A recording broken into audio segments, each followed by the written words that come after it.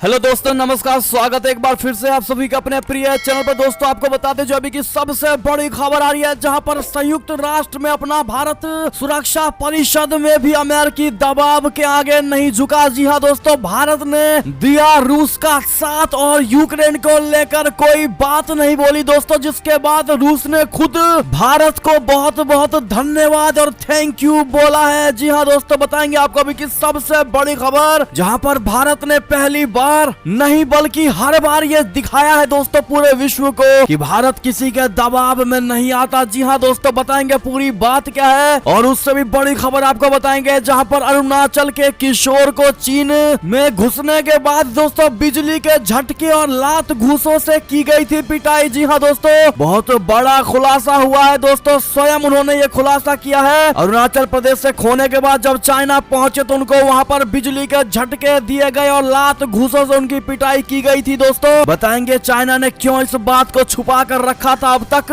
साथ ही दोस्तों, कश्मीर पर पाकिस्तान के साथ मिलकर साजिश रच रहा तुर्की, भारत ने दिया करारा जवाब। कैसे दोस्तों, बड़ा ही रोचक जवाब है भारत ने दिया है, बताएंगे आपको। साथ ही रूस और अमेरिका के बीच सीधी कहा सुनी शुरू हो गई है दोस्तों, यूएन में डायरेक्ट लड़ते नजर आए हैं, दिखाएंगे आपको फोटो के माध्यम से। साथ ही दोस्तों आपको बताएंगे, जहां पर झारखंड में बड़ा ही दर्दनाक हादसा हो गया जिसमें 13 लोगों की मौत हुई है दोस्तों। तो हर तरह की भी जानकारी आपको हम देने वाले हैं, लेटेस्ट खबर। तो आराम से बने रहेगा वीडियो के अंत तक। और अभी खबरों में आगे बढ़ने से पहले हमेशा की तरह मानते हैं कि मोदी जी तो हर चीज संभव है। भारतीय सेना तो अपना देश गर्व से जी रहा है दोस्तों, और आपको भी भारतीय होने पर शान है, गर्व है। तो फटाफट से इस वीडियो को भी कर दीजिए लाइक, चैनल को कर दीजिए सब्सक्राइब, बेल आइकन दबाइए, साथ ही कमेंट बॉक्स में लिख दीजिएगा जय हिंद। जी हाँ दोस्तों, तो चलते हैं पहली और सबसे बड़ी खबर की तरफ, जहां पर संयुक्त राष्ट्र सुरक्षा परिषद में अमेरिकी दबाव में नहीं झुका, भारत रूस ने दिया धन्यवाद। बता दें, संयुक्त राष्ट्र सुरक्षा परिषद में यूक्रेन की स्थिति पर बैठक से पहले चीन के प्रक्रियागत मतदान के खिलाफ मत देने और इसमें भारत, केन्या एवं गैबोन के अनुपस्थित रहने पर रूस ने मतदान से पहले अमेरिकी दबाव के बावजूद डटे रहने पर चारों देशों को शुक्रिया अदा किया है। भारत ने यूक्रेन सीमा पर तनावपूर्ण हालात को लेकर चर्चा के लिए होने वाली बैठक से पहले संयुक्त राष्ट्र सुरक्षा परिषद में प्रक्रियागत मतदान में भाग नहीं लिया था। जी हाँ दोस्तों, रूस और यूक्रेन के बीच चल रहे तनाव के बीच भारत ने संयुक्त राष्ट्र सुरक्षा परिषद में इस तनाव के मुद्दे पर चर्चा की मांग वाली वोटिंग में हिस्सा लेने से साफ इनकार कर दिया है। भारत ने सुरक्षा परिषद के प्रक्रियात्मक मतदान में भाग नहीं लिया और कहा कि शांत और रचनात्मक कूटनीति समय की आवश्यकता है, इसीलिए अंतर्राष्ट्रीय शांति और सुरक्षा के बड़े हित में सभी पक्षों द्वारा तनाव बढ़ाने वाले किसी भी कदम से बचना चाहिए। भारत ने यह निर्णय तब लिया जब सुरक्षा परिषद में एक प्रस्ताव लाया गया जिसमें यूक्रेन के सीमा हालात पर चर्चा करने की मांग की गई। जी हाँ दोस्तों, दरअसल संयुक्त राष्ट्र सुरक्षा परिषद में रूस यूक्रेन विवाद पर चर्चा के लिए होने वाली बैठक से पहले सोमवार को प्रक्रियात्मक मतदान का आह्वान किया गया। परिषद के स्थायी और वीटो अधिकार प्राप्त सदस्य रूस ने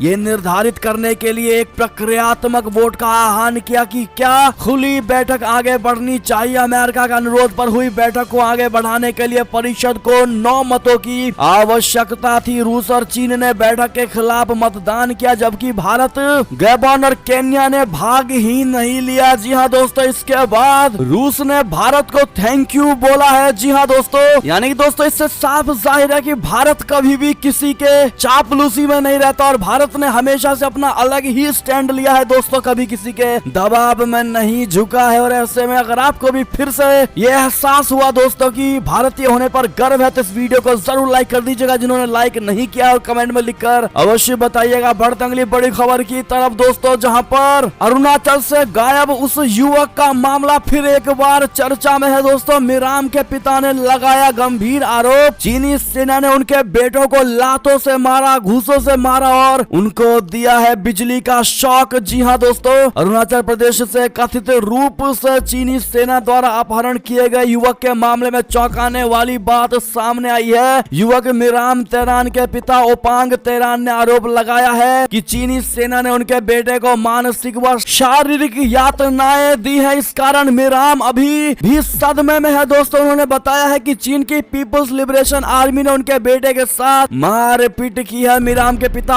पांग ने कहा है कि उनके बेटे को चीनी सेना ने कई यातनाएं दी हैं। उसे ज्यादातर समय आंखों पर पट्टी बांध कर रखा गया, उसके हाथ भी बंधे रहे। वहां पर चीनी अधिकारियों ने उसे लातों से पीटा, यहाँ तक कि उसे इलेक्ट्रॉनिक शॉक भी दिए गए। जी हाँ दोस्तों, चीनी सेना ने मीराम को 27 जनवरी को भारतीय सेना के हवाले कर दिया था, लेकिन यहाँ पर उसे आइसोलेशन में रखा गया था। सोमवार को उसे परिवार के हवाले कर दिया गया था। ऐसे में दोस्तों चाइना ने इस बात को छुपाए रखा ताकि उसकी अंतरराष्ट्रीय स्तर पर बेइज्जती ना हो जाए दोस्तों, लेकिन उस मीराम ने और मीराम के पिता ने इस बात का अभी तक का सबसे बड़ा खुलासा कर दिया है। दोस्तों क्या कहना चाहेंगे आप लोग? क्या यही नीति है चाइना की? भारत में जब चाइना से कोई घुसपैठ करता है तो उसको इज्जत के साथ रखा जाता है दोस्तों, बिना किसी जांच पड़ताल के कोई मारपीट भारत द्वारा नहीं की जाती है। लेकिन चाइना की ये नीति, जिन्होंने भारत से चाइना में घुसते ही लात घूसों की बरसात कर दी उस पे। जी हाँ दोस्तों, क्या कहना चाहेंगे? क्या राय सुझाव होगी आपकी? कमेंट में जरूर बताइएगा। दो जवाब चाइना को जरूर दीजिएगा आप लोग। दोस्तों अगली खबर की बात करें, जहां पर कश्मीर पर पाकिस्तान के साथ मिलकर साजिश रच रहा तुर्की, भारत ने दिया करारा जवाब। कश्मीर पर तुर्की लगातार पाकिस्तान सरकार का पक्ष लेता रहा है। रिपोर्ट्स बताती है कि पाकिस्तान की खुफिया एजेंसी ISI तुर्की के सहारे नापाक साजिश रच रही है। कश्मीर को लेकर पिछले कुछ दिनों से मलेशिया, तुर्की और पाकिस्तान एक साथ नजर आए हैं। दोस्तों रिपोर्ट्स के मुताबिक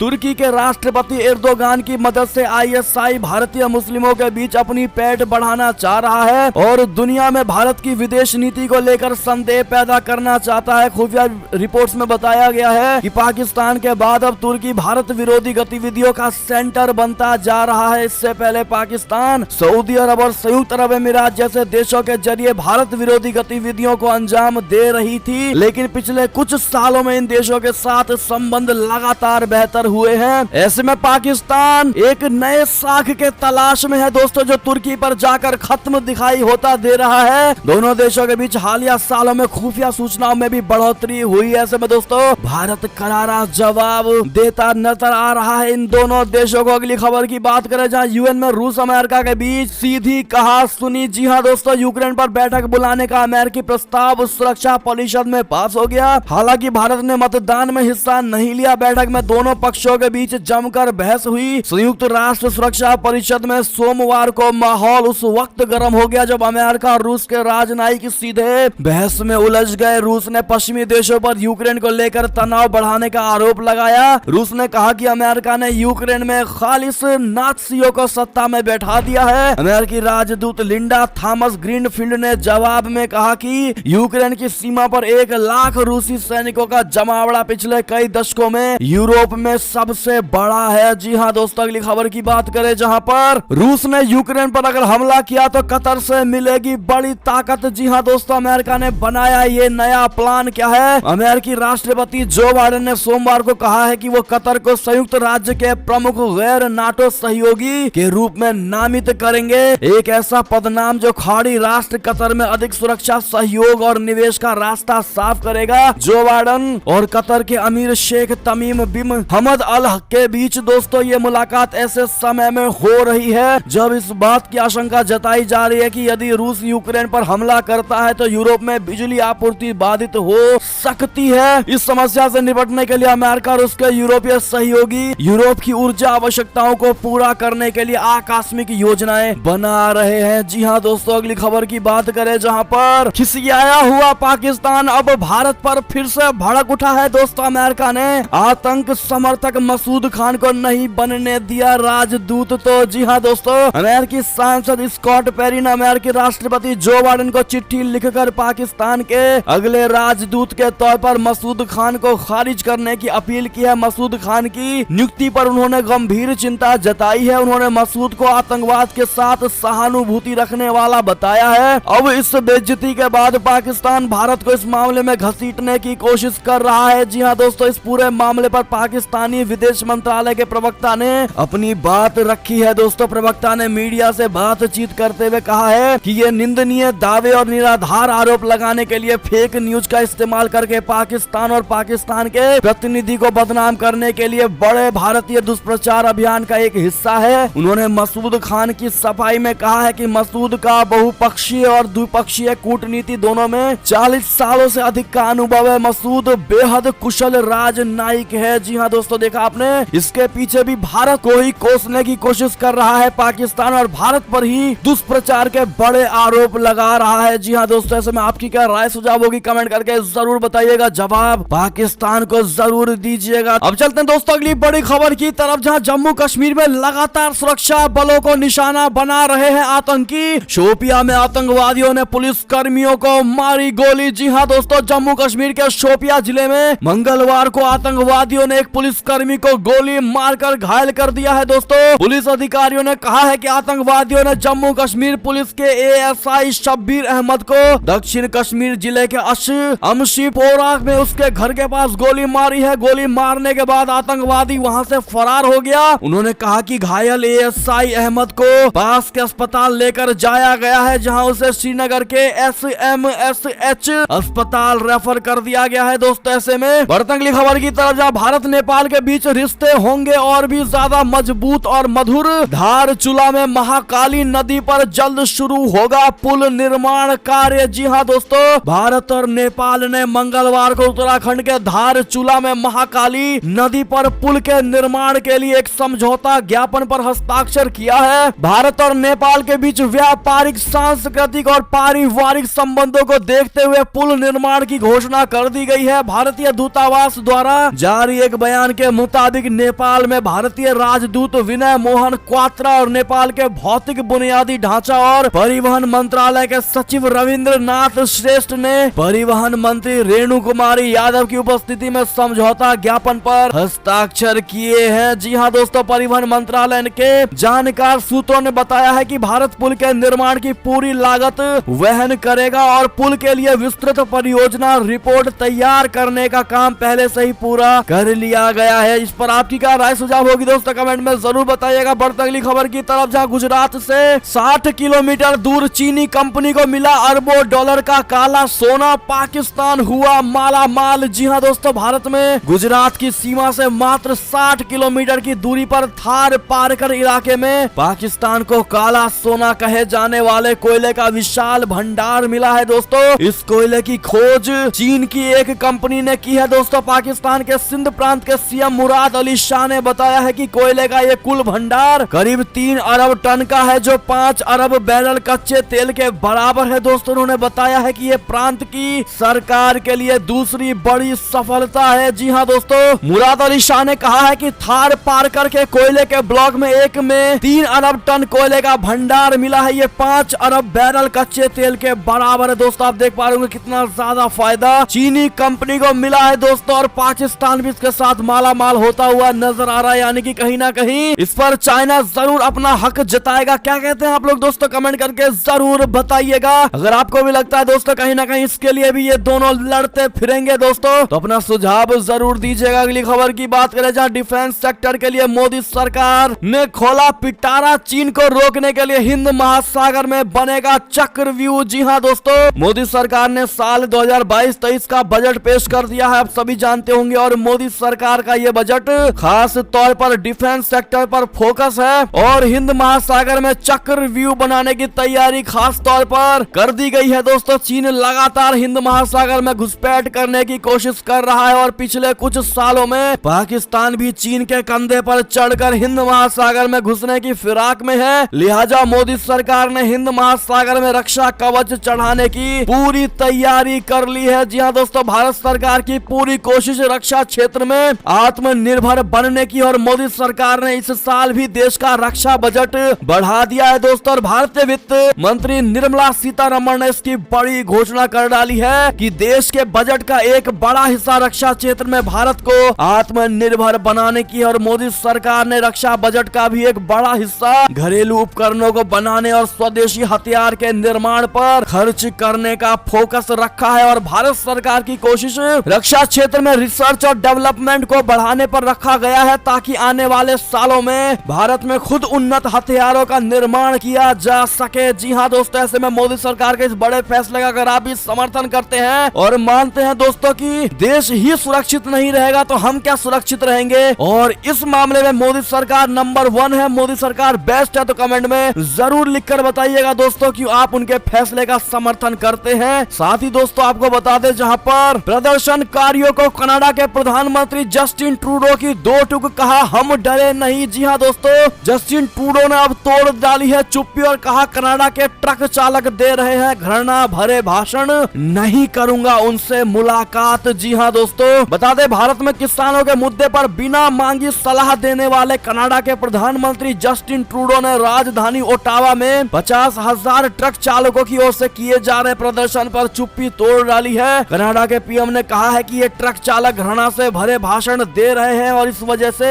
वो फ्रीडम कॉनवॉय से मुलाकात नहीं करेंगे। कोरोना पॉजिटिव हो गए ट्रूडो ने कहा है कि इन ट्रक वालों से मिलने की बजाय वो ब्लैक लाइव्स मैटर आंदोलन के लोगों से मुलाकात करना पसंद करेंगे। बता दें ट्रूडो ने एक ऑनलाइन प्रेस कॉन्फ्रेंस में पत्रकारों से बातचीत के दौरान कहा है कि पिछले कुछ दिनों से कनाडा के लोग स्तब्ध हैं और ईमानदारी से कहूं तो राष्ट्रीय राजधानी में किए जा रहे प्रदर्शन में कुछ लोगों के व्यवहार से वे घृणा करने लगे हैं। कनाडा के पीएम से जब ये पूछा गया कि कब वो प्रदर्शनकारियों से मिलने जा रहे हैं तो ट्रूडो ने कहा उनकी ऐसी किसी भी प्रदर्शन में जाने की इच्छा नहीं है जहां घृणा भरे भाषण दिए जा रहे हैं और अपने ही देश के नागरिकों के साथ हिंसा की जा रही है। दोस्तों अगर आप भी मानते हैं कहीं ना कहीं ट्रूडो के साथ ऐसा व्यवहार होना आवश्यक था दोस्तों, क्योंकि भारत में बिना मांगी राय दोस्तों देने लगे थे ये ट्रूडो और ऐसे में अब खुद ही खालिस्तानियों ने कनाडाई पीएम को घेर कर दिखा दिया है दोस्तों कि उनकी औकात एक्चुअली है क्या। आप क्या कहते हैं दोस्तों, आपकी क्या इस पर राय सुझाव होगी कमेंट में जरूर बताइएगा। देखते हैं क्या कहती है हमारी भारत की जनता। और आपके जानकारी के लिए दोस्तों आपको बता दें कि कनाडा के जो पीएम है वो कोरोना वायरस से संक्रमित हो गए हैं। जी हाँ दोस्तों, सोमवार को उन्होंने इस बात की बड़ी जानकारी दी है। अगली खबर की बात करें जहां पर मालदीव को लेकर बड़ी खबर, भारत विरोधी प्रदर्शन रोकने के लिए नए कानून की तैयारी, यामीन की रिहाई के बाद बढ़ गई आशंका। जी हाँ दोस्तों, मालदीव में भारत विरोधी प्रदर्शन रोकने के लिए वहां की सरकार नए कानून पर विचार कर रही है। इस कानून का मसौदा तैयार किया जा चुका है। 3 फरवरी से शुरू होने वाली मजलिस की बैठक में इसे मंजूरी दी जा सकती है। हिंद महासागर क्षेत्र के देश मालदीव में 2 साल पहले भारत विरोधी प्रदर्शन शुरू हो गए थे और इस मामले में विपक्ष के नेता व चीन समर्थक पूर्व राष्ट्रपति अब्दुल्ला यामीन को घर में नजरबंद कर दिया गया था। हाल ही में यामीन की रिहाई के बाद फिर भारत विरोधी प्रदर्शन शुरू होने की आशंका बढ़ गई है। मालदीव की मुख्य सत्तारूढ़ पार्टी एमडीपी ऐसे प्रदर्शनों को अपराध बनाने के लिए विधेयक लेकर आ रही है। दोस्तों बात करें अगली खबर की, जहां पर पाकिस्तान से सीमा विवाद पर तालिबान ने उठाया ये बड़ा कदम, एक तरफा लाइन खींचने पर दी थी चेतावनी। जी हाँ दोस्तों, पिछले दिनों अफगानिस्तान सीमा पर तालिबान द्वारा पाकिस्तानी सेना को बाड़बंदी व सैन्य चौकी निर्माण से रोकने के साथ ही दोनों देशों के बीच वर्षों पुरानी डूरंड रेखा का विवाद फिर उभर कर सामने आया था। पाकिस्तान को उम्मीद थी कि तालिबान शासन के दौरान ये मुद्दा सुलझा लिया जाएगा, लेकिन बाड़बंदी व सैन्य चौकी निर्माण को तालिबान ने रोक दिया था। इसी बीच तालिबान ने एक बड़ा कदम उठाते हुए सोमवार को इस समस्या के समाधान के लिए एक संयुक्त मंत्री स्तरीय समिति का गठन किया है। दरअसल न्यूज एजेंसी ने टोलो न्यूज की रिपोर्ट के हवाले से बताया है कि अफगानिस्तान की तालिबान सरकार प्रधानमंत्री के दूसरे उप प्रधानमंत्री अब्दुल सलाम हनफी की अध्यक्षता में हुई बैठक में मंत्रालयों की संयुक्त समिति के गठन का निर्णय लिया गया है। जी हाँ दोस्तों, बात करें अगली खबर की, जहां पर प्रधानमंत्री नरेंद्र मोदी जी की बढ़ती जा रही है लोकप्रियता। जी हाँ दोस्तों, YouTube पर सब्सक्राइबर 1 करोड़ के पार पहुंच गया है। दोस्तों कई बड़े नेताओं को छोड़ा मोदी जी ने पीछे। आपको बता दें प्रधानमंत्री नरेंद्र मोदी जी सोशल मीडिया पर जितने एक्टिव रहते हैं उतने ही लोकप्रिय भी हैं। दोस्तों ट्विटर से लेकर इंस्टाग्राम और यूट्यूब तक पीएम मोदी जी हमेशा ही अपनी यात्राओं की तस्वीरें और वीडियोस शेयर करते रहते हैं। तो वहीं दूसरी तरफ लोग उन्हें इन प्लेटफॉर्म्स पर कितना देखना चाहते हैं उसका अंदाजा इसी बात से आप लगा सकते हैं दोस्तों कि उनके सब्सक्राइबर से दिन ब दिन बढ़ते जा रहे हैं। दोस्तों अब 1 करोड़ पार उनका सब्सक्राइबर हो गया है, वो भी यूट्यूब पर। दोस्तों ट्विटर की बात करें तो काफी ज्यादा है, लेकिन यूट्यूब पर जितने एक्टिव वो नहीं रहते दोस्तों, उसके बावजूद भी 1 करोड़ पहुंच गया। ऐसे में कांग्रेचुलेशन मोदी जी जरूर कह दीजिएगा। आप सभी से रिक्वेस्ट है दोस्तों, मोदी जी को फैसिलिटेट करने के लिए उनको कांग्रेचुलेशन अवश्य कह दीजिएगा। अगली खबर की बात करें, जहां पर उत्तर प्रदेश की उम्मीद सियासी हलचल के बीच ये गांव बना खास, बीजेपी के खाते में जाता है मुस्लिम समुदाय का हर एक वोट। जी हाँ दोस्तों, बता दे गुंडागर्दी से परेशान मेरठ के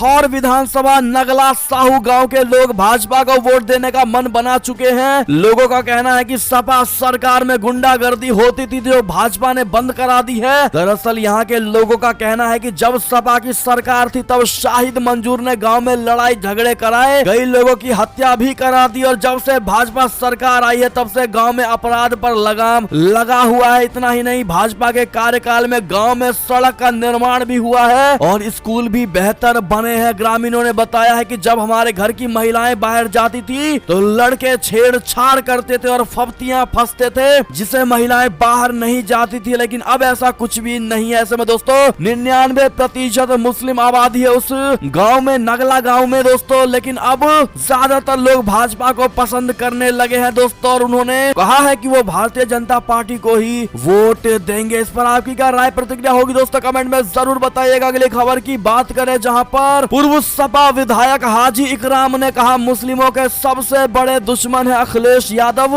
आजम खान को उन्होंने ही जेल में सड़वाया। जी हां दोस्तों, उत्तर प्रदेश में विधानसभा चुनाव में महज गिनती के कुछ ही दिन बचे हुए हैं। सभी राजनीतिक दल प्रचार प्रसार करने के साथ साथ एक दूसरे पर निशाना साधने पर कोई कसर नहीं छोड़ रहे हैं। इसी बीच मुरादाबाद देहात सीट से कांग्रेस के प्रत्याशी हाजी इकराम कुरैशी का एक बड़ा बयान सामने आया है दोस्तों, जो सियासी गलियारों में चर्चा का विषय बना हुआ है। दरअसल इकराम का कहना है कि सपा पार्टी जो है मुसलमानों की सबसे बड़ी दुश्मन है। मुसलमानों का इतना नुकसान किसी भी पार्टी ने नहीं किया जितना समाजवादी पार्टी ने किया है। तो वहीं अखिलेश यादव पर हमलावर होते हुए हाजी ने कहा कि मुस्लिम लीडरशिप को खत्म करने के लिए अखिलेश यादव ने आजम खान को जेल में सड़वाया है। आजम खान को जेल में रखने में समाजवादी पार्टी और अखिलेश यादव का ही हाथ है। यानी कि दोस्तों खुद पूर्व सपा विधायक ऐसी बातें दोस्तों अखिलेश यादव के लिए कह रहे हैं। ऐसे में अगर आप भी मानते हैं कि खुद सपा पार्टी अपना कुनबा नहीं बचा पा रही है दोस्तों और अपने लोगों को नहीं समझा पा रही है, तो बाहर के उत्तर प्रदेश के लोगों को क्या ही समझा पाएगी दोस्तों। ऐसे में आपको क्या लगता है दोस्तों, किसकी सरकार बनेगी और कौन होगा मुख्यमंत्री, आपके लिए कमेंट में जरूर बताइएगा दोस्तों। देखते हैं क्या विचार रखती है हमारी भारत की जनता। साथ ही बात करें अगली खबर की, जहां बिहार में 7 फरवरी से खुलेंगे स्कूल। कोरोना के मामलों में कमी के बाद शिक्षा मंत्री ने किया है ये बड़ा ऐलान। जी हाँ दोस्तों, बिहार में 7 फरवरी से सरकारी व गैर सरकारी सभी स्कूल खुल जाएंगे। कोरोना संक्रमण की रफ्तार में कमी आने के बाद मंगलवार को सूबे के शिक्षा मंत्री विजय चौधरी ने अगले सोमवार यानी 7 फरवरी से स्कूलों को खोलने का आदेश जारी कर दिया है। आपको बता दें कई ऐसे राज्य हैं जहां पर स्कूल खोले जा चुके हैं। महाराष्ट्र और कर्नाटक सहित देश के आधा दर्जन राज्यों में बिहार से अधिक संक्रमण था। अगली खबर की बात करें दोस्तों, जहां पर अगर आपने भी की है ये गलतियां तो जल्द कर ले सुधार। ई श्रम कार्ड को लेकर बड़ी खबर हम लेकर आए हैं दोस्तों, जहां वरना नहीं आएगी आपके खातों में 1000 रुपए की दूसरी किस्त। बता दे क्या है खबर। अक्सर देखने को मिलता है कि श्रमिक जल्दबाजी में रजिस्ट्रेशन के दौरान गलत जानकारियां पोर्टल पर दर्ज कर देते हैं दोस्तों। ऐसे में अगर आपने भी गलत डिटेल्स को रजिस्ट्रेशन के दौरान वेबसाइट पर दर्ज किया है तो आपके खाते में दूसरी किस्त बिल्कुल नहीं आएगी। इस स्थिति में जहां से आपने अपना ई श्रम कार्ड बनवाया है वहां जाकर अपनी गलतियों में सुधार करवा लें। अगर आपके खाते की KYC नहीं हो रखी है तो इस स्थिति में कम संभावना है कि आपके बैंक अकाउंट में ई श्रम की दूसरी किस्त आएगी। आपको जल्द से जल्द बैंक में जाकर अपना KYC कराना ही होगा। KYC के लिए आपको बैंक में जाकर अपना आधार कार्ड और पैन कार्ड जमा करना होगा। इसके अलावा अपने बैंक अकाउंट से मोबाइल नंबर भी लिंक करना होगा। जी हाँ दोस्तों, ई श्रम कार्ड को बनाने की प्रक्रिया काफी आसान है। इसमें आपको किसी भी प्रकार की दिक्कतों का सामना नहीं करना पड़ेगा। सीधा आप ishram.gov.in पर जाकर ये सारी प्रक्रिया कर सकते हैं। जी हाँ दोस्तों, साथ ही अंतिम खबर की बात करें जहां LPG सिलेंडर को लेकर बड़ी घोषणा, अब सिर्फ 633 रुपए में मिल जाएगा गैस सिलेंडर। बता दें अगर आप हाल फिलहाल ही गैस सिलेंडर की बुकिंग कराने जा रहे हैं तो ये खबर आपको राहत देने वाली है, क्योंकि तेल कंपनियों ने ग्राहकों के लिए सस्ते LPG गैस सिलेंडर का विकल्प शुरू कर दिया है। इस विकल्प को अपनाने के बाद आपको महंगे गैस सिलेंडर को खरीदने से मुक्ति मिल जाएगी। आपको बता दें कि नए विकल्प के साथ आपको मात्र 636 रुपए में गैस सिलेंडर मिल जाएगा और ये नया प्रकार का सिलेंडर है जिसे कंपोजिट सिलेंडर का नाम दिया गया है। फिलहाल इंडेन यानी इंडियन ऑयल ये सिलेंडर उपलब्ध करा रही है। इस सिलेंडर को आप आसानी से एक जगह से दूसरी जगह ले जा सकते हैं। कुछ ही दिनों में ये विकल्प अन्य गैस एजेंसियों भी कर देंगी। जी हाँ दोस्तों, इससे जुड़े अगर आपको भी और भी कोई जानकारी चाहिए तो हमसे कमेंट में जरूर पूछिएगा दोस्तों। और ये थी अब तक की सारी बड़ी खबरें। आपको हमारी खबर कैसी लगी, आशा करता हूँ बहुत अच्छी लगी होगी दोस्तों। अगर थोड़ी भी अच्छी लगी है तो इस वीडियो को भी अपने भाई बंधुओं में व्हाट्सएप, फेसबुक, ट्विटर के जरिए पूरे भारत में शेयर करना बिल्कुल मत भूलिएगा। और अभी कर दीजिए इस वीडियो को लाइक, चैनल को कर दीजिए सब्सक्राइब, बेल आइकन दबाइए, साथ ही कमेंट बॉक्स में लिख दीजिएगा जय हिंद जय भारत। तो मिलते हैं आप अगली बड़ी खबर में, तब तक अपना ख्याल रखिएगा। बहुत बहुत धन्यवाद साथ देने के लिए, साथ बने रहने के लिए। और खबरों का सिलसिला लगातार हमारे चैनल पर जारी है दोस्तों, तो अपडेट रहना बिल्कुल मत भूलिएगा। मिलते हैं आप अगली खबर में। जय हिंद जय भारत, वंदे मातरम, जय श्री राम दोस्तों।